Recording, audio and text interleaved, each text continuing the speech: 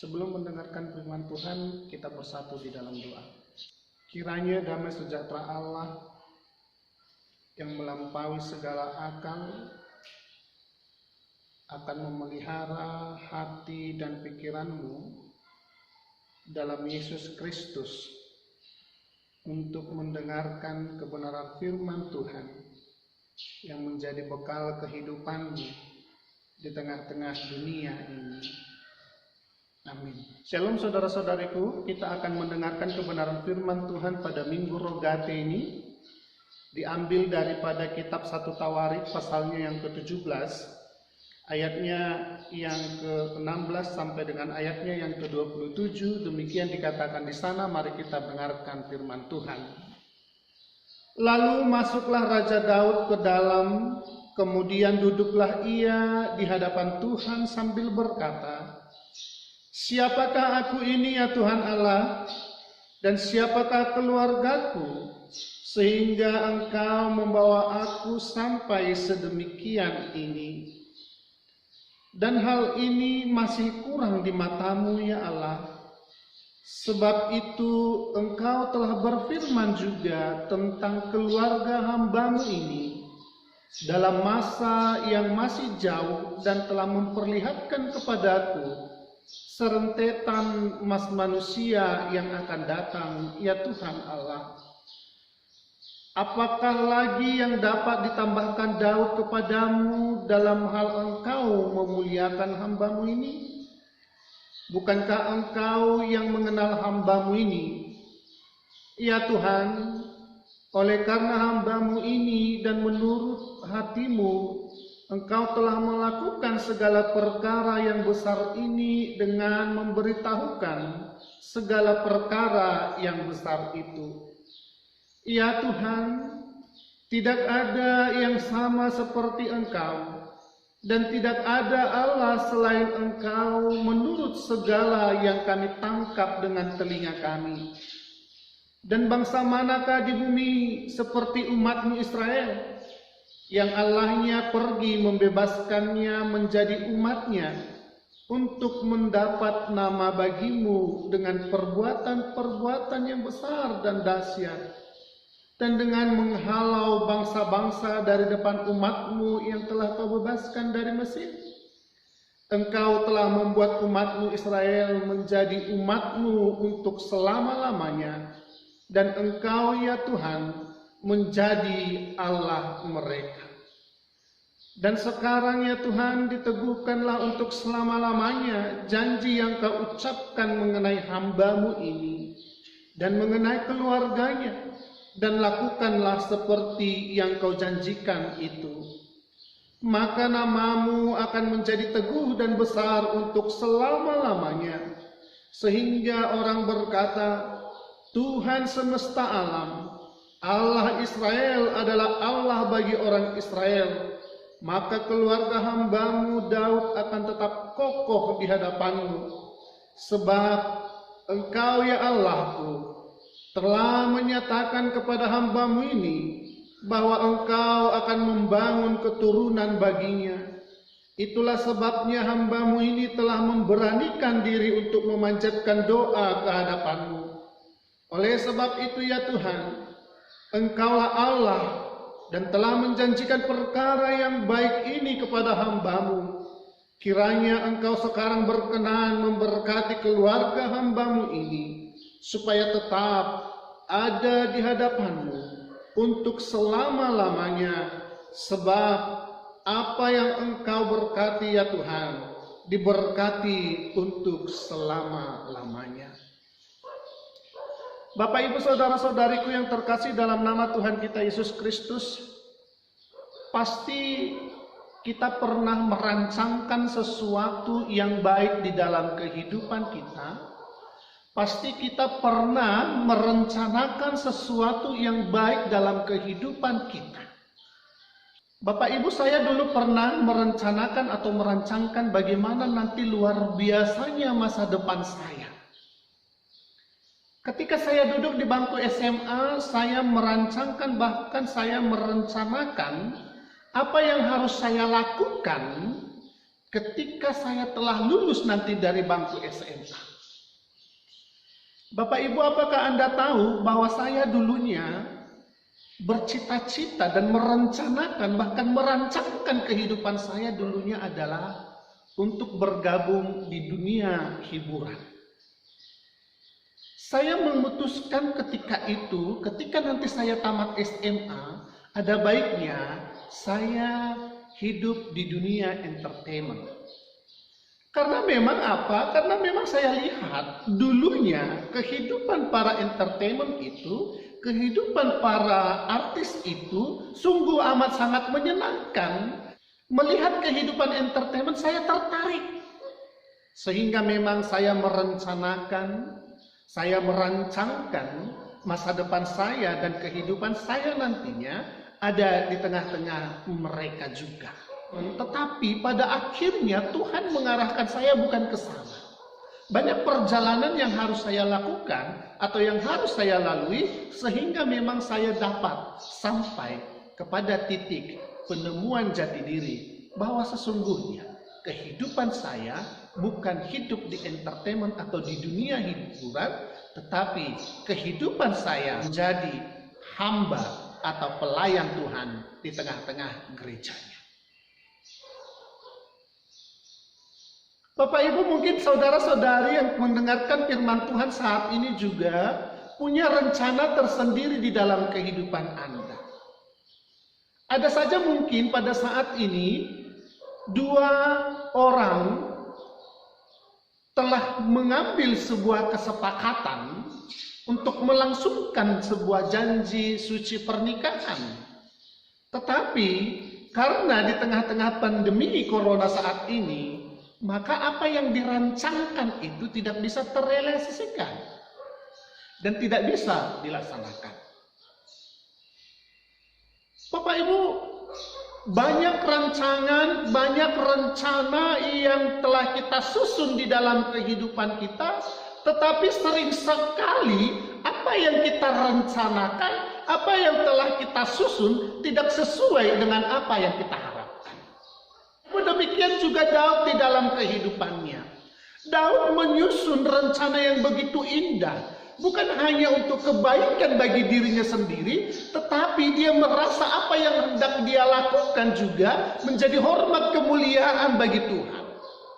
Kalau kita masih mengingat khotbah kita pada tanggal 3 Mei lalu, yang berbicara juga di dalam 1 Tawarik pasalnya yang ke-16, bagaimana Daud bersuka cita ketika Daud mampu membawa tabut perjanjian itu ke tengah-tengah kota Yerusalem. Dan rancangan berikutnya Daud berencana untuk juga mendirikan bait suci Allah di dalam atau di kota Yerusalem ketika itu. Tetapi apa yang terjadi? Apa yang direncanakan oleh Daud, apa yang telah dirancangkan oleh Daud tentang kebaikan bukan hanya kepada dirinya sendiri, tetapi juga untuk hormat kemuliaan bagi Tuhan, tidak sesuai dengan apa yang dia harapkan. Hal itu dapat kita lihat bagaimana Allah tidak mengizinkan Daud untuk mendirikan bait suci Allah yang menjadi tempat daripada tabut perjanjian itu diletakkan. Allah bukan benci kepada Daud, tetapi Allah ingin memakai Daud beserta dengan keturunannya sebagai alat hormat kemuliaan kepadanya. Allah bukan tidak mengkehendaki Daud untuk mendirikan bait suci Allah, tetapi Allah bukan hanya ingin memakai Daud saja, Allah juga ingin memakai keturunan Daud untuk ikut serta ambil bagian dalam memuliakan nama Allah di dalam kehidupan mereka. Bapak Ibu saudara-saudariku yang terkasih dalam nama Tuhan Yesus Kristus, hal itu dapat kita lihat pada pasal 17 ayatnya yang ke-11 sampai dengan ayatnya yang ke-12. Dikatakan di sana melalui nabinya Nathan, Allah berkata kepada Daud, apabila umurmu sudah genap untuk pergi mengikuti nenek moyangmu, maka aku akan membangkitkan keturunanmu yang kemudian salah seorang anakmu sendiri, dan aku akan mengokohkan kerajaannya. Dialah yang akan mendirikan rumah bagiku, dan aku akan mengokohkan tahtanya untuk selama-lamanya.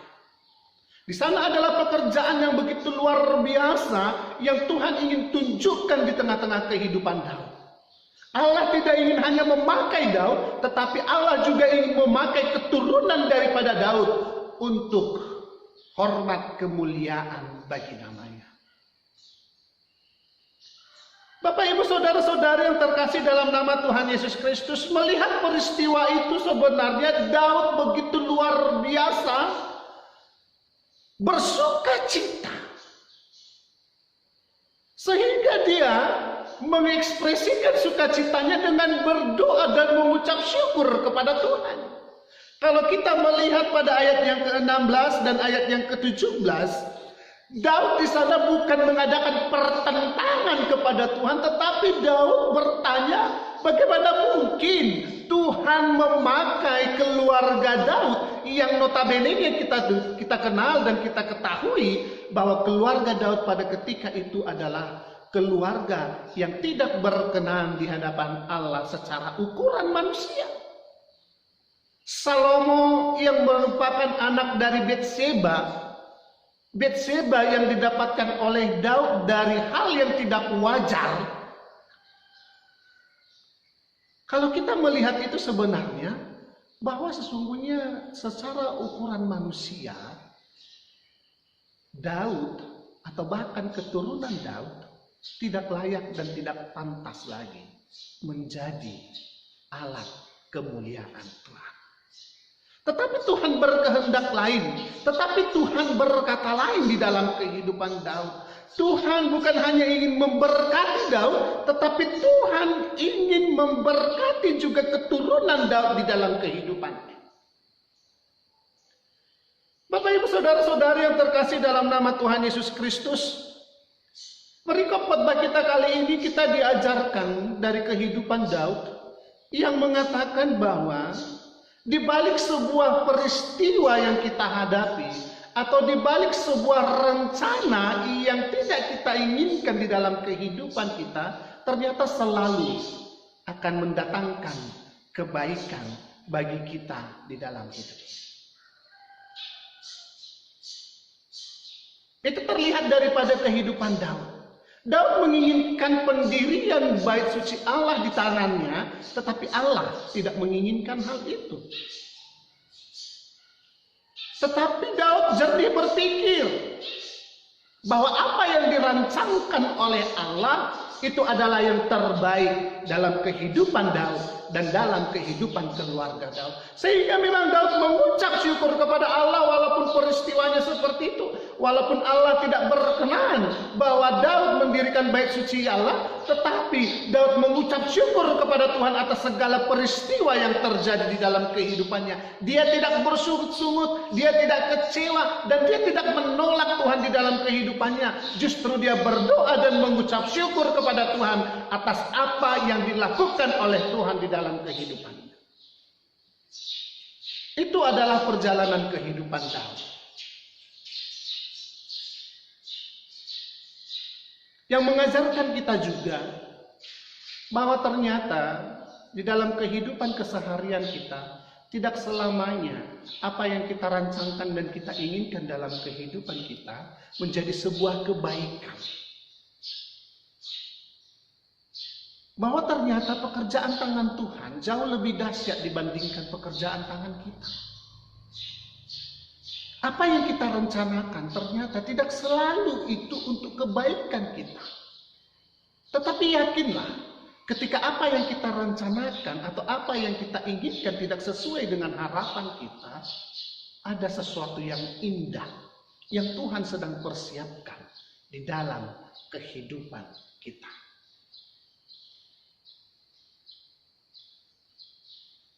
Perikop khotbah kita kali ini, saudara-saudariku, juga mengajarkan kita untuk tetap berdoa seperti Daud di dalam kehidupannya.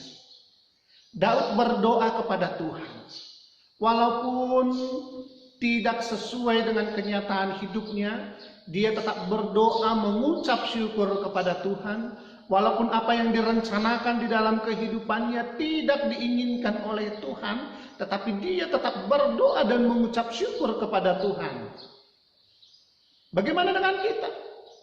Bapak Ibu, sering sekali kita berdoa dalam kehidupan ini, kita hanya menginginkan sesuatu terjadi. Kita hanya menginginkan apa yang kita rencanakan dan apa yang kita harapkan diberikan oleh Tuhan. Tetapi sesungguhnya doa tidak sebatas itu, Bapak Ibu. Doa itu adalah merupakan napas kehidupan umat Kristiani. Doa itu adalah merupakan sumber kekuatan yang harus dimiliki oleh umat Kristiani. Doa bukanlah tempat untuk memaksakan kehendak, tetapi doa adalah untuk memohon yang terbaik yang akan terjadi di dalam kehidupan kita.